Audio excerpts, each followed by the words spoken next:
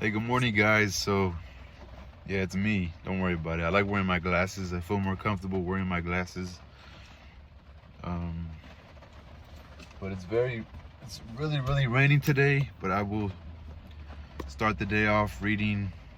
I already read chapter 1 of this book. Um, I had 11 videos to upload, 11 chapters of reading that I read yesterday, and I was only able to upload 6 of them. I tried to do it all at once, and it was honestly a bad idea because none of them, only I think one video, 2 videos uploaded, and this morning I had to upload 4. So, but it started raining anyway. I wasn't gonna be able to go hiking at sunrise, so might as well to read. So I'm gonna start with this book. I don't know where I feel like I burnt my tongue somewhere, but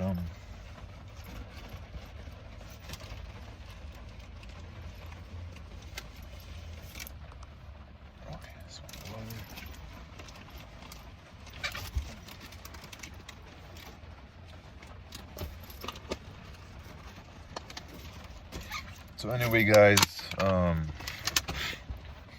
this book seems a lot less boring because it just does. Reading this, one of the most boring books I've read so far is actually just 100 Years of Solitude. I feel like it's kind of too, it drags on a little too much, I think, the story. But I'm pretty sure it's not easy for somebody to write that long. So I'm on the second chapter, which is called Poem 2006. So let me smoke. Oh, dude, all my weed fell out. Yeah, let me smoke a little bowl, start off my day. It's like 8 o'clock. It's a little bit past 8 o'clock, I think. As soon as the sun clears up and it stops raining, I'm gonna go for my hike. So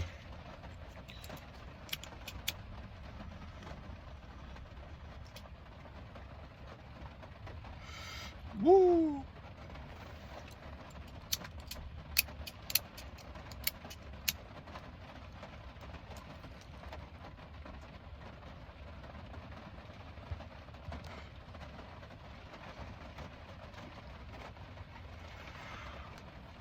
I took a little snapshot of me in the smoke, but I actually enjoyed the first chapter of this book, Poem 2006. It's page 23.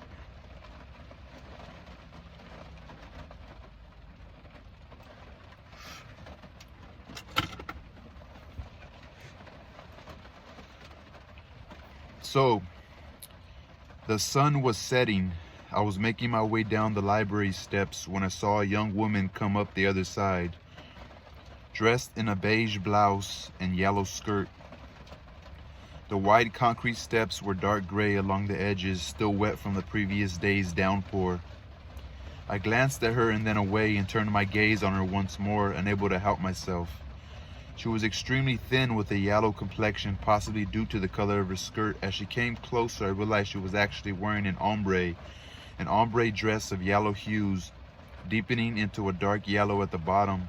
The fabric around the shoulders was nearly white, while the hem was closer to the color of mandarin oranges. Yet what caught my attention wasn't her dress, but her face, or more precisely, her expression. No, you couldn't call it an expression, since what wavered over her face was hardly that. In other words, I was struck by the absence of an expression. It roused a strange feeling in me that was difficult to describe. I'd never seen a mishmash of such bizarre effects on a young woman's face, to the extent that her face itself seemed a riddle. It was both familiar and unfamiliar, one I'd seen long ago yet never seen, and one I wanted to both avoid and scrutinize. She was neither ugly nor dull, maybe she could even be called pretty.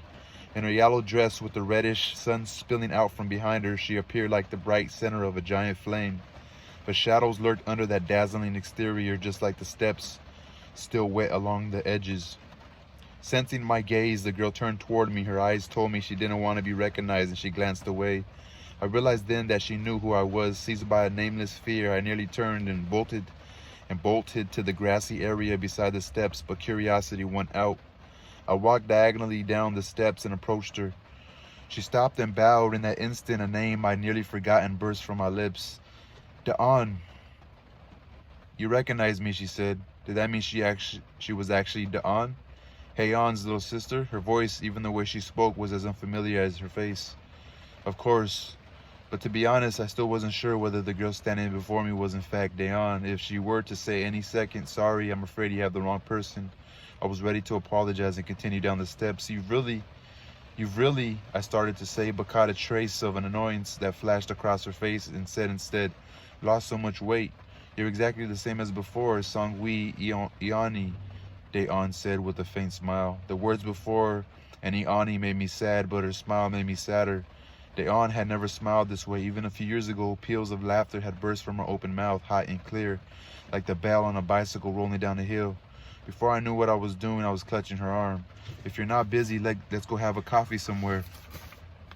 She flinched. I registered the bony sharpness of her elbow beneath my palm. She had lost a frightening amount of weight. I was in the 11th grade when my father was discharged from the military. During the several months he was unemployed, the overall mood at home turned gloom. My mother, while roasting seaweed or ladling soup, grumbled constantly about how things never worked out for us. When she learned I didn't make it to the top of the class, she clapped her hands and said loud enough for all to hear that I had done a fine job. It was a good thing after all, since we didn't have money for college anyway. But thanks to the recommendation of a superior, my father eventually found work at a small company, and our family moved from Chungcheong province to Seoul. At the end of November, with much anticipation, I transferred to a senior high school in Seoul where girls and boys were taught in separate classes, but I found it hard to make friends since I transferred near the end of the second semester. Our homeroom teacher, who was also the gym teacher, didn't have time to care for a new student like me. He was addicted to playing the stock market, so I learned later. He scheduled all his classes in the morning and looked off as soon as he was finished teaching, not bothering to stick around for lunch, so the class president was usually the one who dismissed us at the end of the day. Everyone, including the class president, seemed to have made a pact never to speak to me. It was almost unbelievable how not one student offered a friendly word. Unable to penetrate the fortress of the relationships, I found myself outside its walls, completely alone. Soon I was longing for my old school in my small Chungcheong town. The path snaking down to the school from our home, tin roofs on houses and yards, strung with clotheslines, sporting colorful clothespins, the blue weather vane that spun dizzily at each gust of wind, the big oak tree in the center of town, and even the bird's nest perched on its branches like a ball of dark cotton. I was lonely, but I pretended to be busy with my studies. I ended up actually studying, since it was impossible to only appear as if I were without, in fact, studying. I never experienced such cold weather in my life as I did that winter walking to and from school. March couldn't come any sooner. When I'd move into final year of high school and be put in a new class, I thought maybe there would be a chance for me then, a chance to get to know the other students while relationships were still malleable before they crystallized. So on the last day of my junior year, I was able to look on without emotion, even cheerfully, while the other students made a fuss, bidding each other tearful goodbyes. In March, on the first day of the school year, I sat in my newly assigned classroom, watching the other girls whisper amongst themselves in groups of twos and threes. They were all building on the foundation they'd already established over the past 2 years. I was the only one starting from scratch. Things never work out for me, I told myself, sinking into despair once more. I was glancing around the classroom when I was startled by the sight of a certain girl. She had big almond-shaped eyes that tilted up at the corners ever so slightly, and crimson lips like flower petals. She was very pretty, but not in a typical way. How could I describe her? Her beauty was urgent, precarious, like the piercing wail of a speeding ambulance. I could not look away.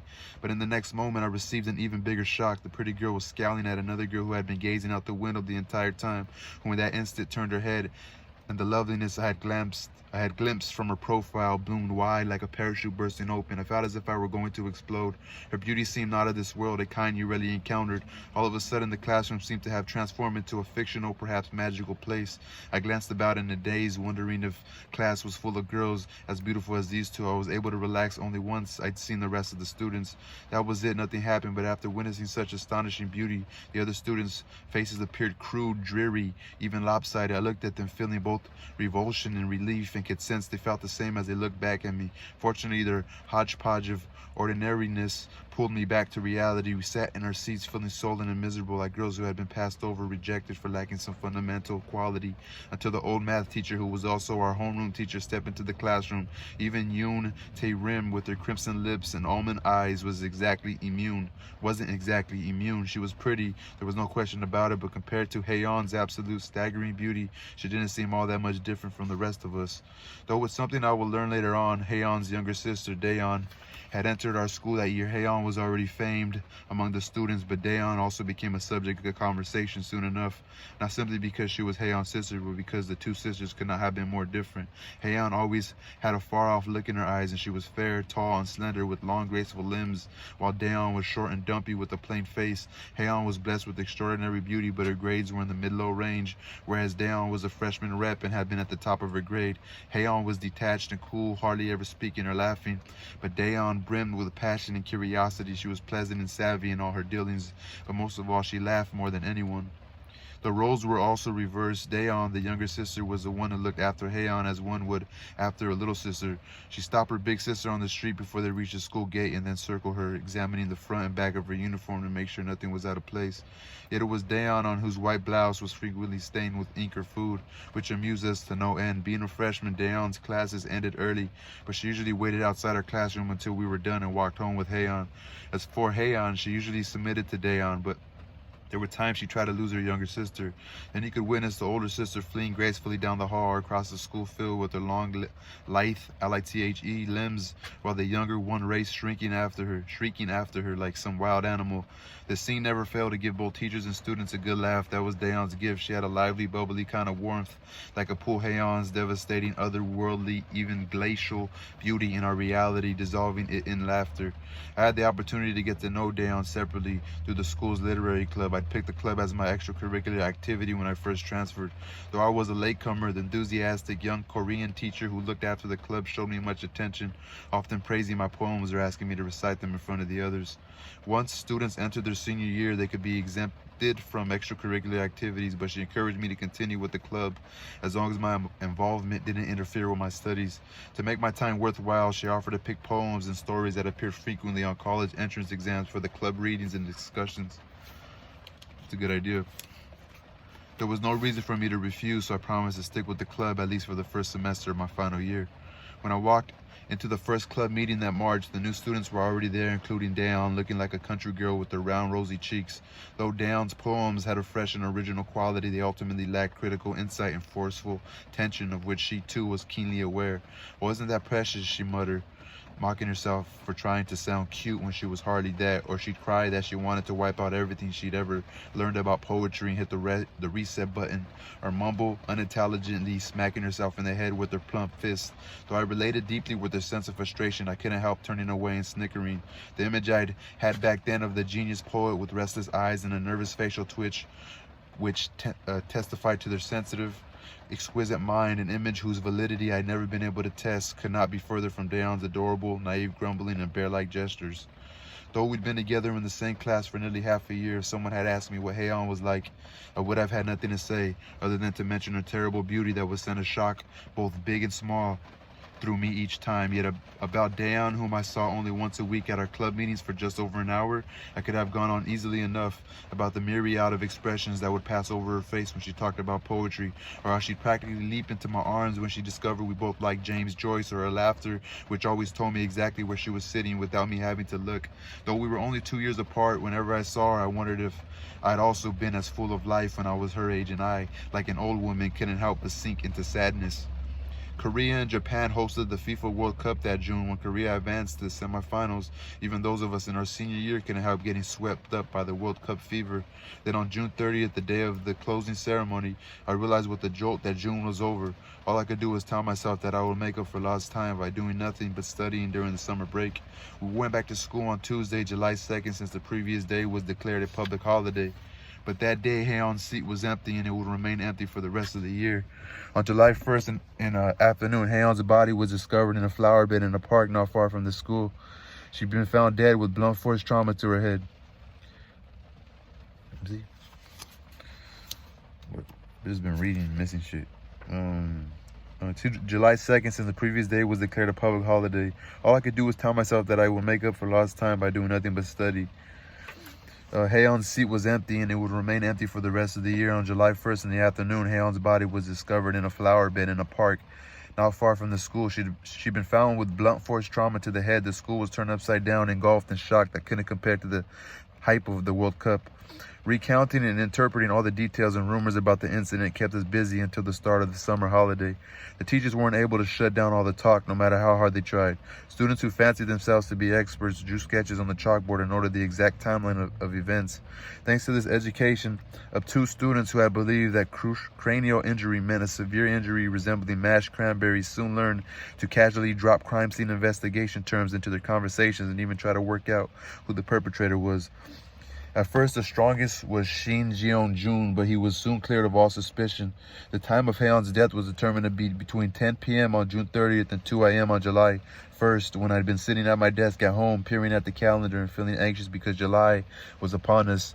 But Jeong-jun's alibis were perfect. Though it was true that around 6 p.m. on June 30th, he'd taken Haeyeon for a ride in his new car, or his sister's brand new car to be more precise. He dropped her off at 7 and gone to a high-end Japanese restaurant with friends who were also the sons of wealthy families. They watched the final World Cup match between Brazil and Germany over dinner and expensive liquor, and then around 10 headed to a hotel nightclub famous for attracting pretty girls. He danced and drank all night, making a last stop at the restaurant across the street to have some hangover soup before finally proceeding home. Everyone backed Jeong-jun's story. His friends who had been with him, the server at the Japanese restaurant, the nightclub waiter, as well as the owner of the hangover soup restaurant. Soon after the incident, Jeong-jun was fined for driving without a license and suspended for school for entering an adult entertainment venue as a minor. But even when his suspension ended, he didn't return to school. They said he'd been withdrawn well before he received his suspension and was sent to study abroad in America. Then what had been the point of suspending someone who was no longer there? This question, however, failed to become an important issue. The next strongest suspect after Shin Jeong-jun was Han Manu. Several details from the statement Manu had given about seeing Kim Haeyeon in the passenger seat of Shin Jeong-jun's car were extremely suspicious and altogether lacked credibility. Some said he'd committed perjury because he was stupid, while others claimed that the shrewd detective had been able to pick out the discrepancies in Manu's carefully crafted story, and still others said Yoon Tae-rim's statement had completely overturned Manu's statement. Rumors circulated, but what became the problem was that Manu lacked a strong alibi. On June 30th, Manu said he had worked at the chicken soup until 11 p.m. and then headed straight home, but the only people who could confirm this detail were his mother and younger sister. However, his mother, who worked the night shift at the 24-hour hangover soup restaurant, hadn't been home at the time, while his younger sister had been asleep. Though she stated that she heard brother come home in her sleep, the police didn't accept her testimony. Manu was beaten for refusing to admit to the crime and threatened and pressured to make a confession. In the end, he was released since no clear evidence or motive for the murder could be found. But even after his release, detectives continued to show up at his door to question his mother and sister. The students picked sides as to who the real perpetrator was, Shin Jeong-jun or Han Manu. At a glance, it seemed more students believed that Han Manu was guilty, probably because the students in this group were generally confident and had no qualms about voicing their opinions. Those who believed that Shin Jeong-jun was guilty tended to be cautious and timid. Perhaps because of this, most students were swayed to believe in Jeong-jun's innocence. Han Manu didn't return to school after the summer break. He had dropped out, the school said. No one knew if this decision had been made by Manu or forced on him. Haeyeon's sister, Dayon, also transferred schools. People said she had moved far away. The only person involved in the incident who remained was the girl with the crimson lips and almost shaped eyes, Yoon Tae-rim. In August, when the second semester of my senior year began, silence settled over the entire school. I can't speak for the other classes, but mine was quiet. Of course, it didn't stay like that all day. Kids still whispered to each other and fooled around. Then naturally, someone would laugh or yell, but unlike before, when laughter and shouts would spread, they withered abruptly. The instant the noise was cut off, an oppressive hush hung heavily over the classroom. We were all seized by the same guilt, and the classroom was as still as the inside of a vacuum. A bizarre gloom and disquiet struck us in the forehead and slipped away. For a long time, whenever I saw the empty spot by the window or walked down the hall by the classroom when the literary club met, I felt as though the space previously occupied by Haeyeon and Dayon was now replaced by glass. There were times when I'd been confronted by that void, that invisible presence, and been thrown into confusion. I'm sure the other students have experienced it too. Gradually, we managed to return to our rightful place, our emotions mumbled by the strain and struggle of our looming college entrance exam. We told ourselves some of us had to go, that's all. One had an accident, one went abroad, one transferred schools, one dropped out, but we were still here, aren't we? Oh, this is killing us. Nothing's changed. What kind of life is this? Is this living? And just like that, the incident ended for us. We took the college entrance exam and graduated, perhaps because she was no longer compared to Dayon. Perhaps she was in the bloom of youth. Tae-rim seemed even more beautiful on graduation day, just like a vacuum that sucks up everything. She easily commanded all of our attention. Dayon and I headed to the library cafe. When I asked her what she liked to drink, she said all she wanted was a glass of water. Still, I got her a lemonade and put it down before her along with her water and set my Americano on the table across from her. Now that I was seeing her up close, I realized she was heavily made up. I engaged her in small talk, asking what someone a few years ahead might typically ask. What was she studying? What career did she intend to take up? I mentioned some classes and clubs that were popular among students, as well as a few favorite local spots serving up delicious food. Since I was in my last year, I figured she was entering her second year, but to my surprise, she said she was a freshman. Has she studied an extra year to retake college entrance exam? No, she's taking a year off in senior high. I could only nod. Of course I understood. Who could keep attending school as if everything were the same? Her sister had been killed, yet no perpetrator or any plausible motive had ever been found. For Dayon, who looked after Haeon the way a big sister would after a little sister, the pain must have been indescribable. This is what I was thinking when she suddenly blurted, "That's when I did it." Instantly, I knew what she meant, of course, and once I started, I couldn't stop. I gave another nod. She'd probably taken Haeon's picture to the clinic and requested that she made to look the same. She'd gone on a diet as well. My original intention of having an ordinary conversation with Dayon faded. Since she'd brought up her cosmetic surgery, I decided to follow her cue. So did things get better after that? Get better? What do you mean? What could have gone better? I just thought, I said, startled. Maybe get it done made you feel better. Oh, I'm so sick of this, Dayon cried with a shake of her head. She shuddered. I was stunned. Perhaps it was the effect of the surgery, but her face controlled unnaturally into a bizarre, vulgar grimace. A part of me was sad to see Dayon behave in such an unseemly manner, but on the other hand, I was confused. I didn't know whether I should tolerate her rudeness or if I should get up from my chair and leave. Dayon turned, shooting a glare at the next table. 3 college boys were talking boisterously about the international friendly World Cup match that was to take place between Korea and Senegal in 2 hours. I breathed a sigh of relief. Dayon had meant all the soccer talk, not what I'd been saying. Of course, I understood. 4 years ago, the World Cup and Haeon's murder had been joined together like a set of Siamese twins, so that if he tugged on one, the other couldn't help but come along. I sipped my coffee in silence. Dayon had her back turned to the boys, sitting rigidly like some yellow crustacean, as if she were determined not to listen to anything they said.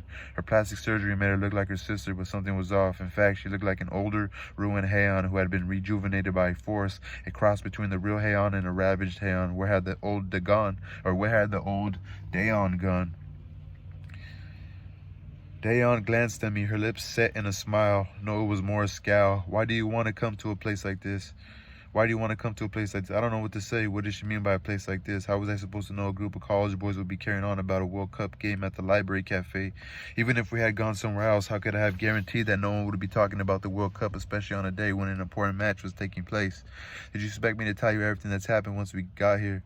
I bet you were hoping to put on the whole big sister act, patting me on the back with a sympathetic face, telling me to call if I ever wanted to talk. The corners of Dayon's lips were twisted in a sneer. A wave of dizziness hit me. She was probably right. The kind of scene she described, that's probably what I wanted. That's why I was feeling stunned and confused and ashamed. I had the sudden urge to lash out at Dayon, just as you'd want to kick an injured dog that had growled at you. Though I knew it wasn't right, I wanted to say something to hurt Dayon. I wanted to attack her because she attacked me. Hold on, I told myself, taking a deep breath. After the incident, Dayon must have met many people like me. People who had wanted to offer comfort, yet ultimately judged and resented her when they were confronted with hostility. Yes, I understood.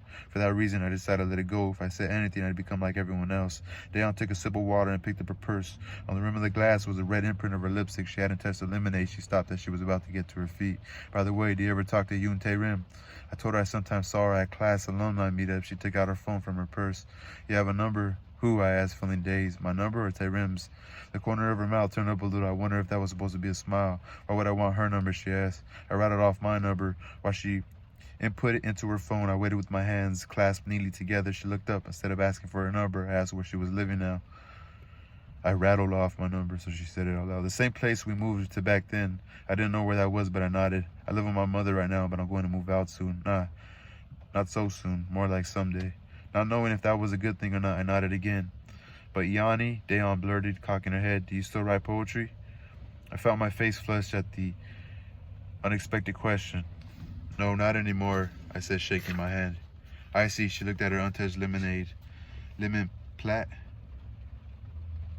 Betty Byrne? Dayon's eyes glittered. In them, I read the same lively energy that old Dayon used to give off. Did you see something in me, too? You remember that, Yanni? I do. I hope you always keep writing your poems. I was about to ask her why, but ended up saying nothing. I used to wish you were my sister instead. I really did. I love talking to you. Wouldn't it be nice if we could go back to that time? Dayon took a deep breath as if she lived for 100 years. Sorry, I hate myself sometimes. I'll call you someday. With this, she left, long hair, yellow dress, white purse, and white heels. I watched her go, sitting alone and drinking the rest of my coffee that was now cold. The college boys who had been wrangling over which players should be in the starting lineup against Senegal got up from their seats. I finished my coffee and started on the lemonade because it was growing dark outside the cafe. Seemed much dimmer all of a sudden. I recalled the lonely winter when I'd first moved to Seoul. The chilly days when not a single soul had talked to me, when I'd eaten alone, studied alone, and walked home alone. Dayon asked if I was still writing poetry. Until now, no one had ever asked me that question. After entering Teachers College and my father wished I'd quit writing, Dayon, once a fan of my poetry, had hoped I'd kept writing. Who else would say something like that to me? Dayon wasn't the only one who had lost something. I lost something too. Maybe I was the more serious case because she knew exactly what she lost, whereas I was trudging through life ignorant of what I lost. I sat there scrutinizing her as I listened, nodding my head all too knowingly as if I understood everything she said. Then when she discovered my secret thoughts, I wanted to attack her, overcome with anger. I'd asked myself, did I want to go back to that time, too, when I'd been so wild about Joyce that I'd written my poem, Betty Byrne, Maker of Lemon Platt? If we could actually go back to that time, would I?